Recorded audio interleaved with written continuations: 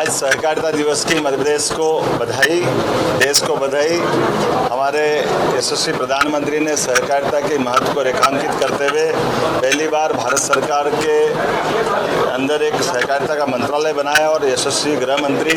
श्रीमान अमित शाह जी को उसकी जवाबदारी दी। ये अपने आप में इंगित करता है कि सहकारिता की इस देश को कैसी आवश्यकता है और सरकार कितनी गंभीर है। आज हम यहाँ अपने प्रदेश के अंदर माननीय मंत्री विश्वास सारंग जी के साथ सहकारिता के विषय को लेकर के न केवल सहकारिता जगत में काम करने वाले लोग बल्कि विद्यार्थियों के लिए भी जब अपना शिक्षा अध्ययन करके वो आगे बढ़े तो सहकारिता में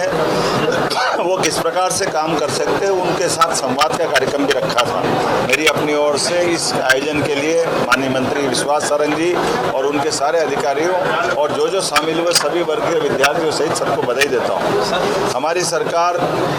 प्रतिबद्ध है 27% आरक्षण देने के लिए और इसीलिए जैसे कांग्रेस के समय से केवल बगैर सर्वे बगैर तैयारी के 4 लाइन का कागज लेकर के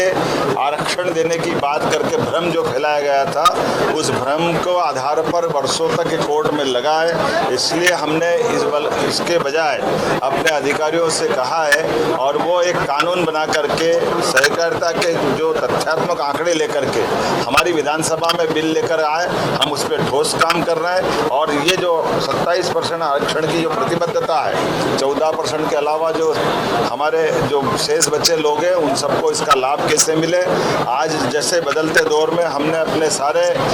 अधिकारी कर्मचारियों से लंबित मसलों का निराकरण किया, चाहे वो प्रमोशन वाला मामला हो, उसी प्रकार से लंबित ऐसे विद्यार्थी जो इस चक्कर में कोर्ट के कारण से ज्वाइनिंग नहीं दे पाए, उन सबको भी हम कोशिश करेंगे कि सबको ज्वाइनिंग कराए और 27% आरक्षण देने के लिए मध्य प्रदेश सरकार कटिबद्ध है। कांग्रेस केवल उलझाने का प्रयास करती है, घुमाने का प्रयास करती है। ये उसी प्रकार से है जैसे जातिगत जनगणना का अब श्रेय लेना चाहती है। जातिगत जनगणना अगर यशस्वी प्रधानमंत्री चालू कर रहे हैं तो अब जब इस बात को लेके आए तो वो कह रहे हमने कहा है तुमने कब, तुम्हारी सरकार तो